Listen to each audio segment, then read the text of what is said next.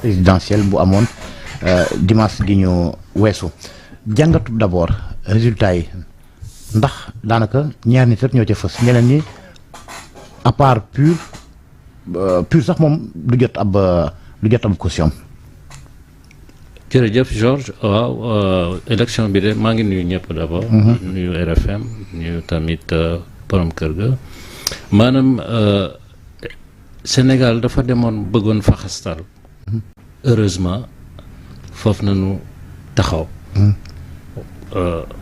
dëgëral li Afrique yëpp xaaroon ci ñun muy leader ci démocratie ak wéyal voix populaire maanaam bi ñuy président Macky Sall jëlee décision dogal boobu le 3 février 10 heures avant démarrage processus de la campagne électorale kuréel bu ñu woowe sursaut citoyen ak Demain Sénégal dañoo booloo ne kat bi Sénégal di Sénégal ba léegi mësuñu gis lu mel noonu maanaam arrêté processus électoral présidentiel guléet mu doon première fois en tout cas sur la jeune de régénération que nous représentons waaye pour ñëw ci sa maanaam question bi moo di li ñu gis ni moi d'abord mooy victoire Sénégal ba pare maanaam li nit ñi jiñoon maanaam mooy ngeen jël porte-drapeau bi dogal nekk ci kanam af wéyal voix populaire looloo taxoon sursaut citoyen ak Demain Sénégal daal di taxaw temm wax ak ñëpp muy nguur gi fi nekk ak xuje bi ak ñun tamit bi nga xam ne ñoo bokk ci société civile victoire bi nag dëgg la maanaam premier tour candidat opposition gagné ko Bassirou Diomaye Faye ba Diakhar Faye président de la République nouvellement élu mooy wane ni sénégalais maanaam bu ñu gisee léeg-léeg noot bi ñu leen di bëgg a noot dañuy daal di fipp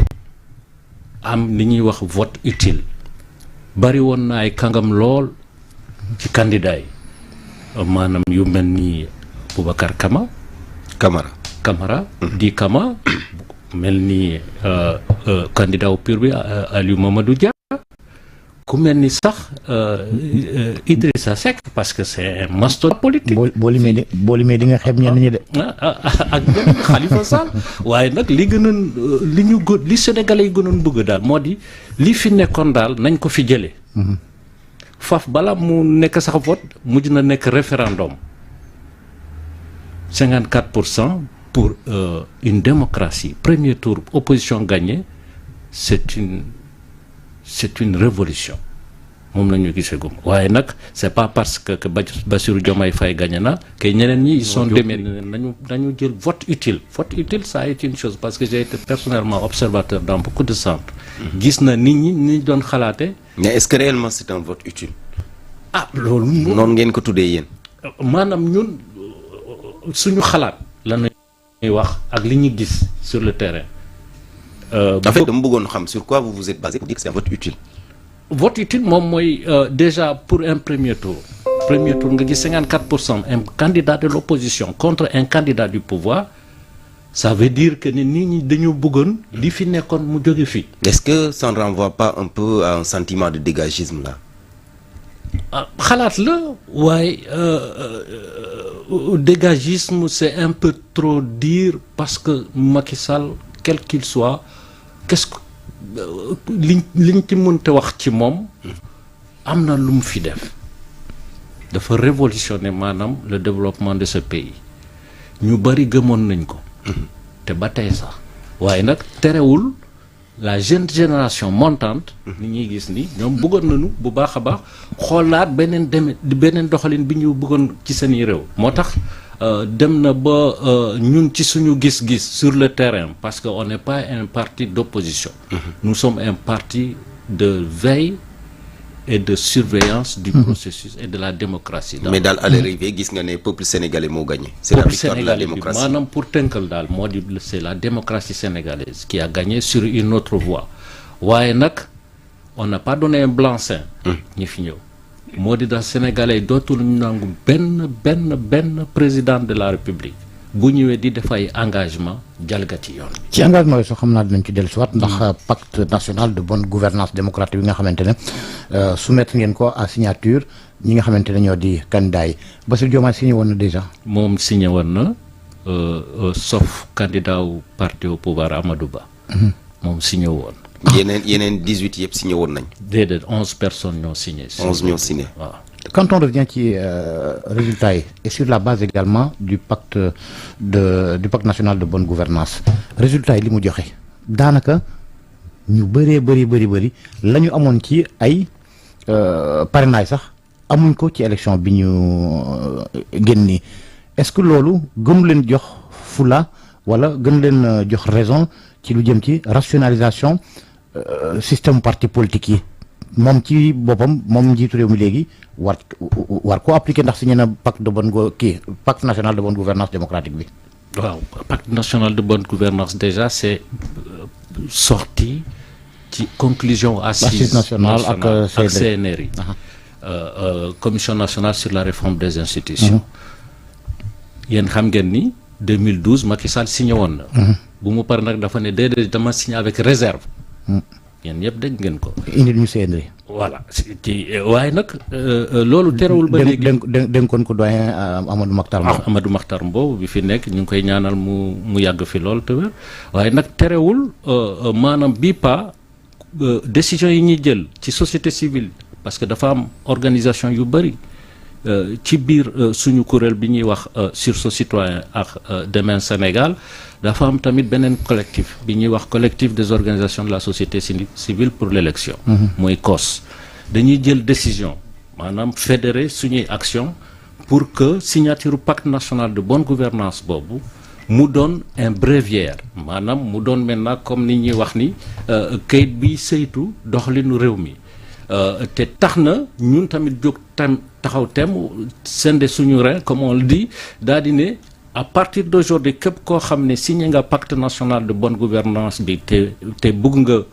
wëyal maanaam doxalinu réew mi dinañ ci teg suñu bët pour surveiller ni ñuy wax ne contrôle d'opportunité et de veille même sentinelle pour ñu respecter seen engagement boobu bi ñuy jël. bu ñu ko respecté wul lu ngeen ciy mën. ñu daal di taxaw rek xam nga dañuy far di wax ne dem Ngor dafay gën a yomb dem Gorée. ndax bay bëgg a dem Gorée da ngay wuti gilet jéggi gaal tari sayi saar pour nga mën a mucc yegg Gorée. waaye nag booy dem Ngor mun nga dugg oto rek daal di taw waaye nag li ngay wuti Gorée ak situation maanaam péril bi nga am ci yoon bi li nga fay wuti ni nga ko mën a denc ke bi ngay dem Ngor li nga fay jëlee.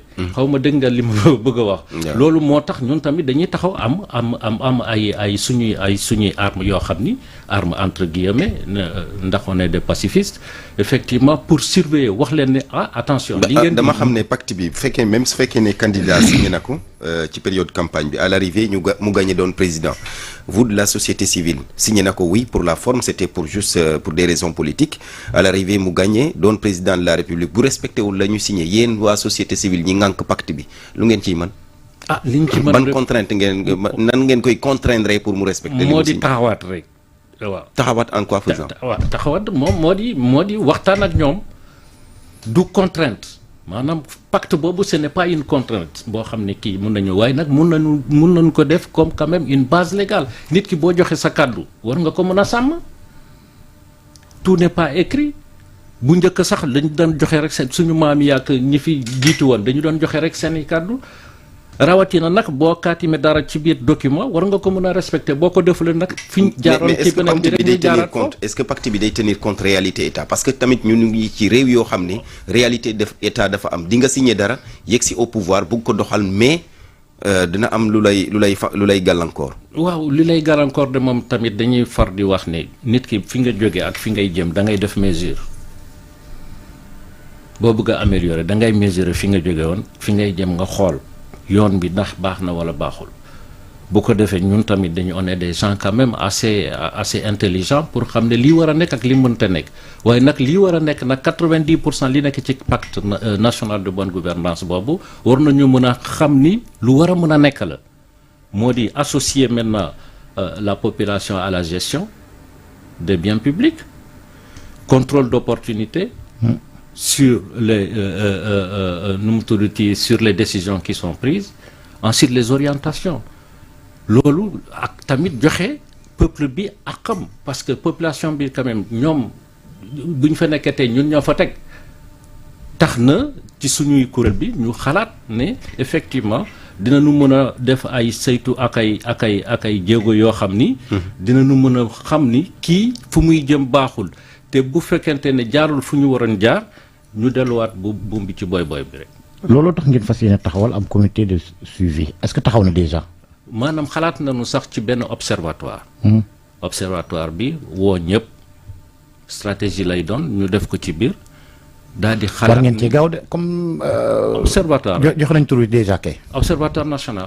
de surveillance des acquis d'abord démocratique bi ñu am ensuite effectivement du pacte national de bonne gouvernance loolu tax na te observatoire boobu am na ñëpp jigéen yaa ngi ci xale yaa ngi ci mag yaa ngi ci les intellectuels chercheurs universitaires ñu ngi ci société civile tamit ñi nekk sax ci maanaam au bas de la société parce que ci la ñu bokk ñu joxe seen i xalaat wax ni effectivement est-ce que décision yi ñuy jël ni méngoo na ak bëgg réew mi wala déet. d'accord li ma bëggoon laaj mooy société civile yéen da ngeen bari kuréel sursaut citoyen aar sunu élection ainsi de suite est-ce que yéen lu ngeen xalaat parce que affaire bi apparemment ça va un peu dans tous les sens est-ce que jotul ngeen toog réfléchir ngeen dajale ci plateforme yooyu yëpp ci benn kuréel su ko defee mu société civile bi gën a am doole waaye bu kii bu dee wax fii kee di wax fee kee di proposer léeg-léeg ka ca des di proposer léeg-léeg du tax xeex bi mën a am cohérence ñu ngi ciy xalaat bu baax ñun tamit de notre côté effectivement parce que dispersion boobu pouvoir bi rek lay profité wu wala maanaam ay say yoo xam ne bëgg nañu ñëw di ñu féewale waaye nag tax na ñu on a déjà mis en place une base maanaam benn conseil le conseil des organisations de la société civile pour l'élection muy COS ñun ñëpp mën a dajal moo tax observatoire bi maanaam kuréel yooyu yëpp ñi nga xam ne fédéré kuréel yooyu yëpp fédéré ko pour que ñoom ñu ñëw participer ci biir joxe seeni xalaat ak corriger maanaam effectivement défaillance yi yoo xam ni mënut a ñor parce que bu ñu fàtte tamit c'est une œuvre humaine comme toute humaine elle n'est pas parfaite mais perfectible ay tax na suñu xalaat tamit ñu méngoo ko ñu xalaat ko waxtaane ko jubo ci teg loo xam ne daal mun waaw parce que parfois dañuy dégg même les gens du pouvoir dire que c'est une société civile partisane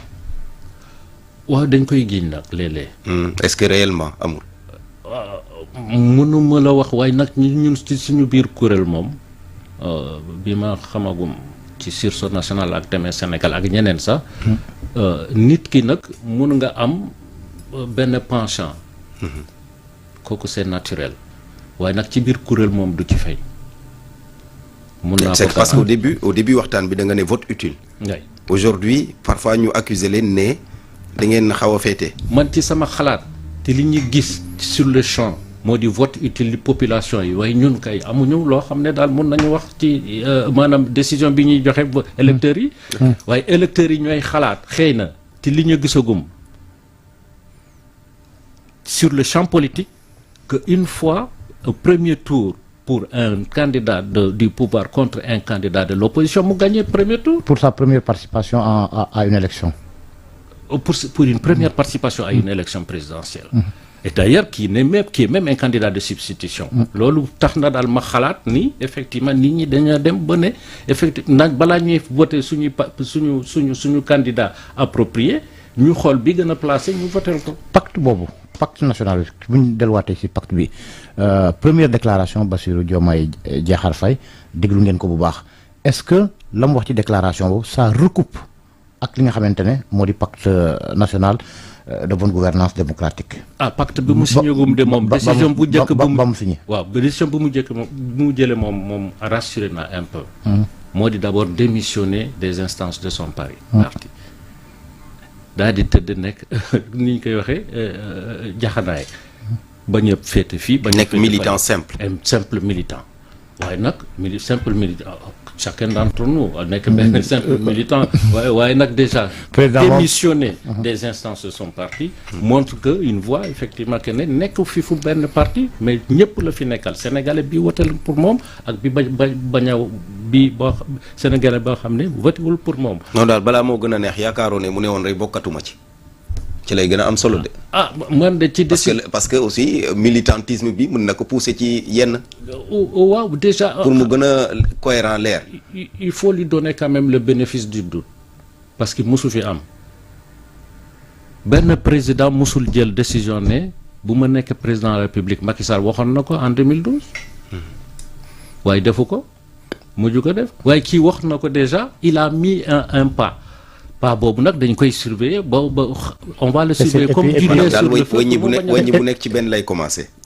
exactement. Et puis quoi qu'on dise c'était la voie à suivre parce que am njiit ca parti ba jiite ko ci réew mi itam amul cohérence. waaw ci dëgg-dëgg parce que dafa mel ni yaa ngi fi pour ba une partie du peuple seulement fàtte beneen bi waaye nag li ñu gisagum pour le moment parce que déjà il n'a pas pris fonction. bu mu delluwaatee les 200 premiers jours lañ ko jox ñun pacte national. de bonne gouvernance bu mu signé 200 jours lañ ko wax. état de grâce pour que li nekk ci pas d'état de grâce pour mettre en œuvre li mu signé ci pacte national de bonne gouvernance boobu kon nag nañu toog rek tuuti di xool. mais chantier yi nga xamante ne moom la décliné. est-ce que carrément jàpp ngeen ni méngoo nag la nga xamante ne moom mooy li ngeen soumettre à sa signature. pour le moment li ma la waxoon sànq rek moo di. parce que c'est pas seulement la démission moom mooy jéego yi nga xamante ne wala kaddu yi nga xamante ne njëkk na kaa yëkki. waaw mais c'est un pas. quand même il faut le. dans son discours am na chantier priorité yi nga xamante ne décline na ko. transparence bonne gouvernance lutte contre la corruption cherté de la vie. parité homme-femme réforme institutionnelle. donc déjà wax na ne. Le président de la République ne sera plus le président du Conseil supérieur de la magistrature. yéen loolu ngeen jàpp ku ko war a jiite. nga ni. loolu ngeen jàpp ni moom. defe naa ni comme que jël naa engagement boobu te gis naa ci seen projet ça fait partie effectivement ci les différents points soulignés que ne il va démissionner du Conseil supérieur de la magistrature. bàyyi justice. mais nga xam ne déjà c'est le premier point parce qu'il faut que ñu defaraat justice. vous voulez une cour constitutionnelle yéen. ñun am ñu ci xalaat cour constitutionnelle moom mooy kii ñun. non ci pacte bi. parce que am na li nga xam ne bind nañ ko ci biir aussi. exactement mais déjà moom mun na xalaat leneen. proposition la bi ñu def noonu. ci pacte national de bonne gouvernance bi mais mun na am beneen formule bi nga xam ni dina tax mbir moomu méngoo tuuti ak idée wu cour constitutionnelle. laata loolu yëpp réconciliation la woote. waaw réconciliation dem baax na ci ndax dëkk bi dafa xawoon féewal nit ñi dañoo xawoon tuuti méfiewu gis nañ fii daal les 3 dernières années loo xam ne yenn seede ngeen ci lu ñu musta gis sur le champ politique fi Sénégal lu ne nag xew na fi waaye nag bii pas dafa jéggi woon daay ba nga xam ne sax si président de la République il faut pas l'oublier aussi qu'il a joué quand même un rôle dans cela. Mais heureusement, il n'est jamais trop tard pour se ressaisir. Les dernières décisions qui ont été prises ont servi effectivement à apaiser le climat social. te loolu rek la ñuy xalaat jàmm la lépp xaj. jërëjëf Youssouf Ndiaye. bokk ci Sursaut Citoyen vice-président comité miroir sur la bonne gouvernance et le système de management anticorruption. jërëjëf Barthélémy Ngom nuyu ak ziar soxna Naata Mbaye ak ñamu àndal ca TFM ñu yendook jàmm. jërëjëf. merci beaucoup Georges Déthié Diop Chérif heure bi jot na merci beaucoup Georges Déthié Diop ak Mohamed